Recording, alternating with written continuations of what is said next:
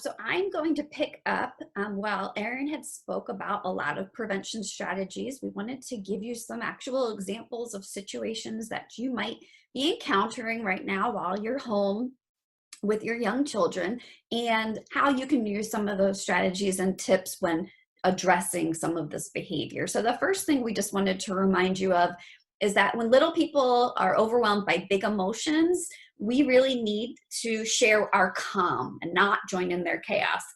Even though it's very easy to also get swept up in those big emotions, when we remember that we're the adults and when we're calm, then we'll see that our children are calmer as well. So we're going to talk a little bit about trying to figure out why we might be seeing some problem behaviors that maybe we haven't seen before in our children and understanding where they're coming from. But most importantly, how can we prevent these from happening? And how can we use some of those ideas that Erin shared for addressing the behavior when it happens? Because we know that it's going to happen, and this is definitely not a situation any of us have been in before, so we're bound to see some problem behaviors.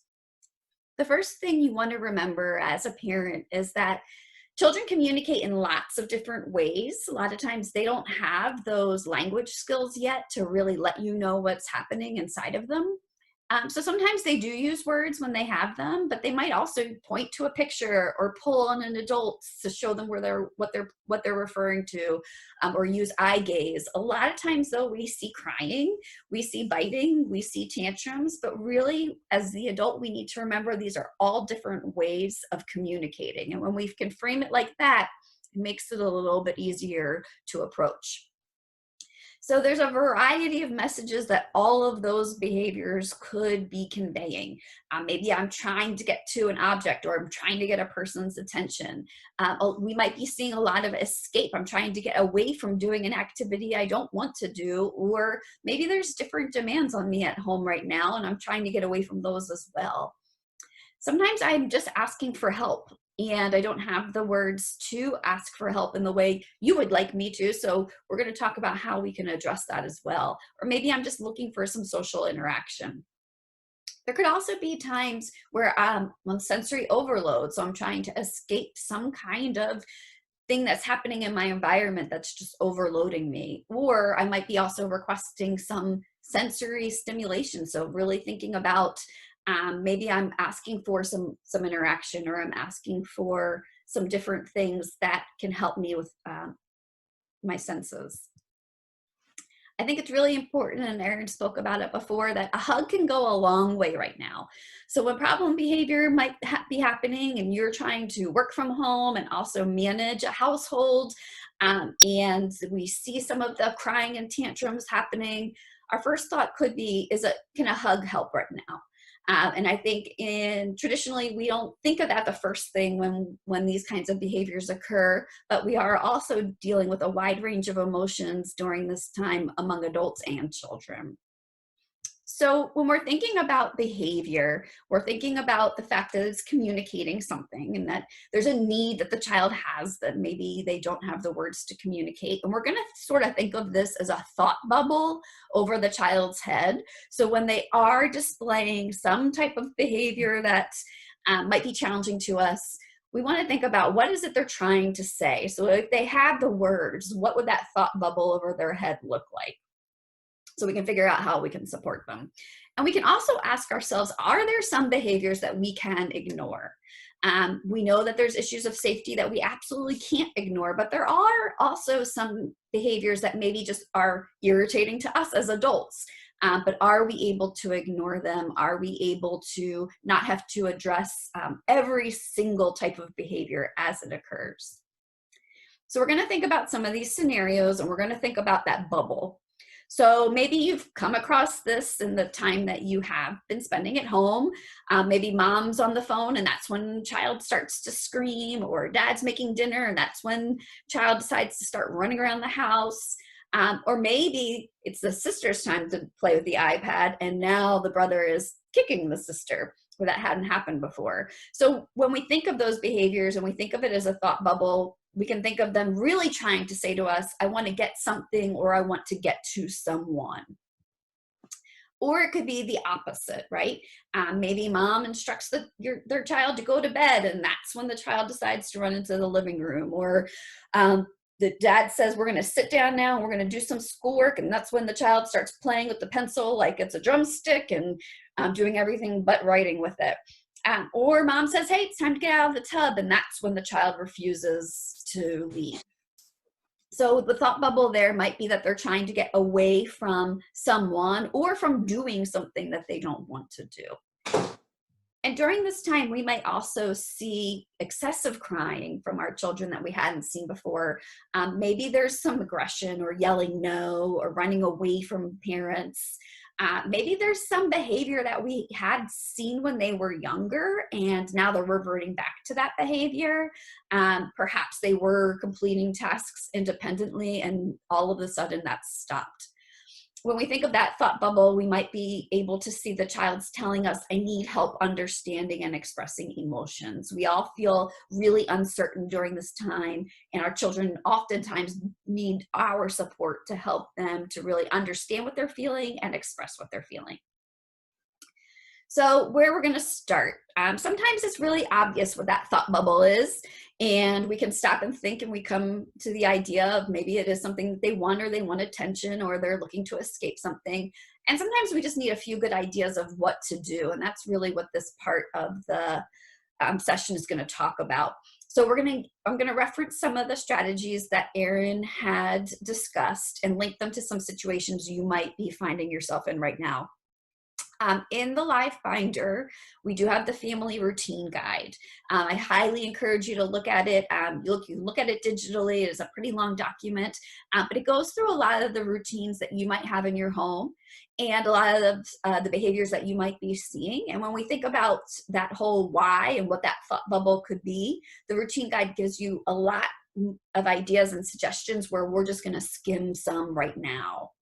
So we're going to start talking about Angelo. And he's been playing with his favorite toy when his mom tells him it's time for dinner.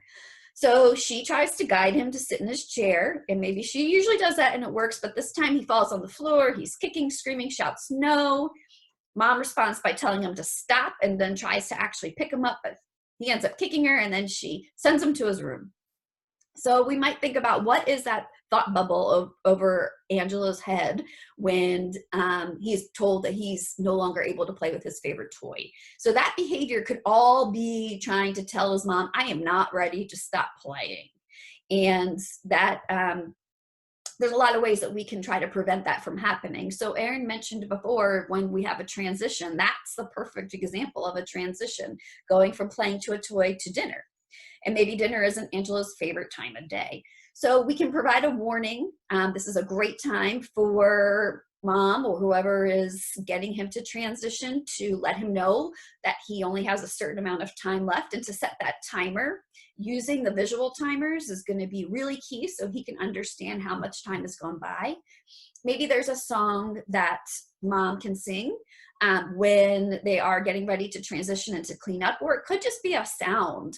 It could be a chime. It could be some kind of thing that the child hears and knows, okay, now it's time to stop and I'm going to go to this next activity. You could also have your child imitate you cleaning up. So you're modeling for them instead of the example we gave where it's no and stop.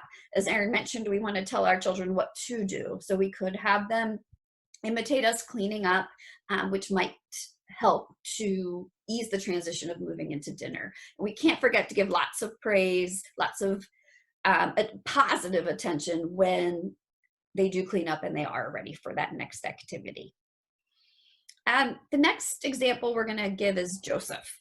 So mom's been providing the schedule. She has a family with children who are a lot of different ages, but Joseph happens to be the youngest. So she's working from home and has everybody set up on the schedule, and the other siblings are able to follow the routine, but Joseph is just not able to do it. So he might for a little while, and then he starts to yell or make loud noises, and then that gets his siblings upset because he's interrupting what they're doing, and then mom has to stop and she tries to get him back into the routine, and now it's turned into a real big power struggle. So when we think of Joseph's behavior and we try to go back to that thought bubble, really what his behavior is telling us is I can't focus on this one activity for this long like my siblings can. So when we think of it like that, we can think about some ways to prevent it. So Erin mentioned choice, and choice is a really powerful thing to use. And there are always choices that you're okay with. So maybe it is that, as Erin mentioned, the order of activities, and Joseph gets to choose the order of the activities that he would like to do for that day. We could teach him how to use a break card. So when he feels himself, and we can help him identify that moment when he's just done with the activity, he has a way of letting his mom know that he's going to choose something else to do. And maybe he can even go to another spot, like a calming corner or cozy corner in the house, where he can escape that activity but not disrupt everybody else. So you can practice using the break card and praise him when he does it successfully. It doesn't have to be anything fancy. It could be an index card. It could be a sticky note. It could be an object that he holds up when he says to let you know, Mom, I'm really not able to focus anymore. And it could be something where everybody's reading, and his older siblings can read for a longer period of time, and he needs a way of getting up and moving that's not disruptive to everybody else, lets mom still continue working. Maybe it's that he gives a thumbs up. Whatever works. We just need to make sure that we're teaching them what the strategy is, when to use it, and really praise them when they do it. Okay, now we're going to consider Caitlin. And Caitlin and her mom are playing. They're playing with Legos when the phone rings, and Caitlin's mom has to leave to answer the phone. As soon as she answers the phone, Caitlin starts to scream, Mommy, Mommy, Mommy, and gets louder and louder and starts throwing Legos until her mother immediately gets off the phone, goes back in the living room, and says, you can't yell when Mommy is on the phone.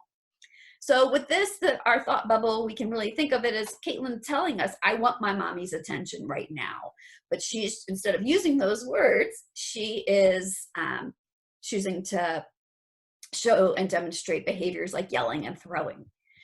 So if we can prevent this from happening, especially in those instances when we are working from home and we know that there's going to be times where we need to be on the phone with other members from work, or maybe on the computer, we can try to provide reminders when possible. So we can go back to what Erin mentioned with the first then. So first I'll be on the phone, then I will continue playing Legos. And really validate her feelings. I know it's sad when mommy can't play and is on the phone. If you know that the phone call is supposed to last for a certain amount of time, then setting a timer and letting Caitlin know you'll be back when the timer is done.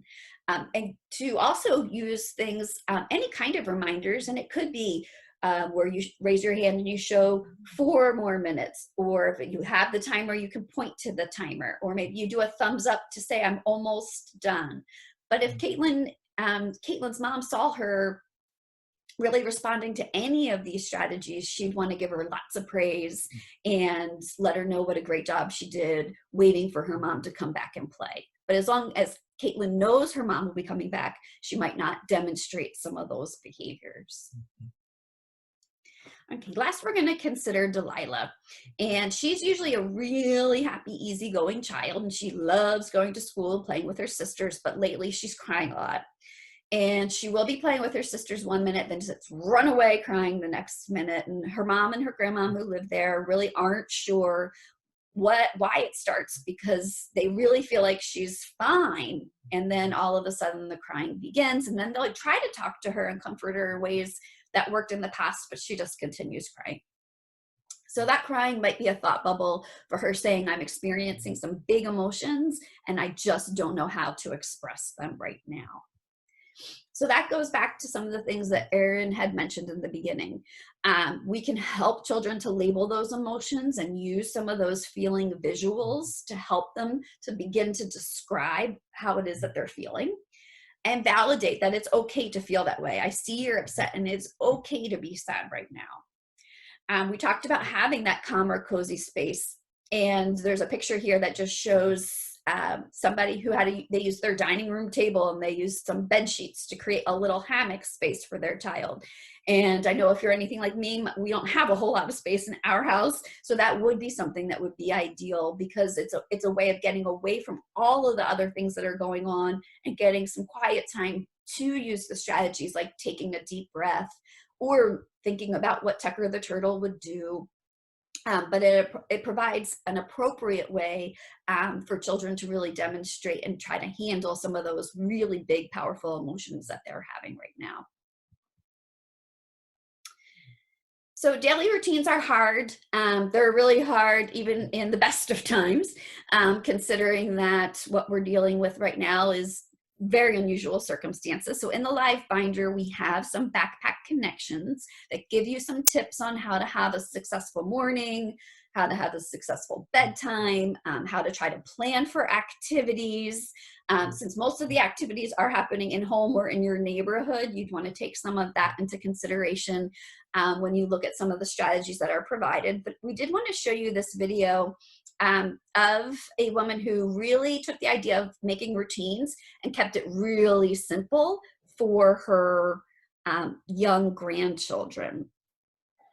I'm posting this in hopes that it might help someone like me. I am at home with my 2 grandkids, and I will be here for quite an extended time as their mom is a nurse, and I will be providing childcare while she works some really long hours.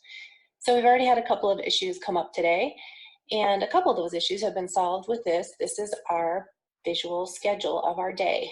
And so this picture schedule lets the 4-year-old and 7-year-old know what they can expect. And that predictability creates a sense of safety. So we're going to wake up every morning, and then it is time for screen time. And I purposely made screen time for when I will be making breakfast so that they are occupied and engaged while I can get breakfast made. Then we're going to eat. And this was what was really exciting. The 7-year-old at this point saw what I was doing, and she decided to finish the pictures for the rest of the schedule. So most of this was made by her from this point on. She's going to have school online every morning, and while she's having school, her sister is going to have playtime with Gigi. And then we're going to get together. We're going to do a craft every day. Today we made colored rice. Then we're going to have lunch, and after lunch, it's going to be time to play outside in the yard. And they're going to come in, and we're going to have books, and after books, it's going to be time for nap. After nap, we're going to walk the dogs, and this is how we solved another one of the issues that came up for us. Was there were a lot of questions about coronavirus, and it became really clear pretty early that if I answered all of their questions, we were not really going to be talking about anything else. And I not only thought that was bad for their mental health, I thought it was bad for mine. So we made a commitment that we will only talk about coronavirus when we take our afternoon walk. And on that walk, she can ask any questions that she has about coronavirus. And I also have some resources I've been working on to help kids understand coronavirus and how to answer their questions in an age-appropriate way, and I'm willing to share those. And then after our walk, we're going to watch TV, we're going to eat dinner, and then we're going to play some games as a family, and then we're going to go to bed. And bedtime, as you know, can be a little hairy for a lot of families, so we broke that down into even smaller steps. Okay. So that just shared with you all one way, really simple. They didn't use anything fancy, and she was able to address the needs of her young children and one child who was a little bit older. And then also I liked the way she talked about really making sure that they were limiting the amount of time they were spending on talking about the coronavirus and still allowing the children to ask questions and addressing those as they came up. We can't say enough or stress enough that positive feedback and positive encouragement goes a really long way. These are some ideas of sentence starters that we often share with our teachers, and they can just as easily be used at home. It also helps us too as the adults. Sometimes it's easy to focus on what's going wrong rather than what's going well. And the more we can point out those positive things that are happening, just the better overall we'll start to feel about the whole situation. And we want to encourage you to don't forget that this is the time to be gentle with yourself and with your child. Sometimes we do have these unrealistic expectations of what we're going to accomplish in a day. And if you're like me, it seems to change hour by hour of how you're feeling about the whole situation.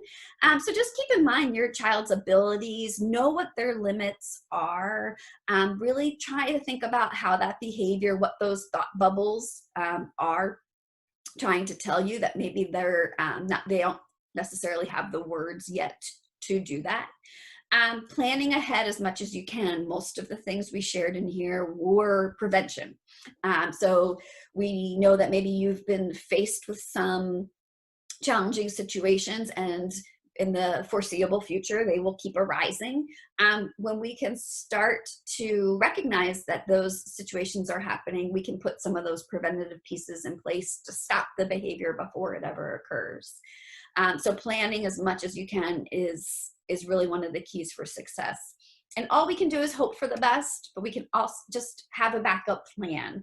And remember that, maybe we have the best intention, and like the schedule that was just shared in that video, she might have intended for all of those things to go that way for that day. And in reality, book time needed to last a couple hours. Maybe screen time needed to last a little bit longer. It's okay. We need to just hope for the best, have a backup plan, and just have some realistic expectations for ourselves.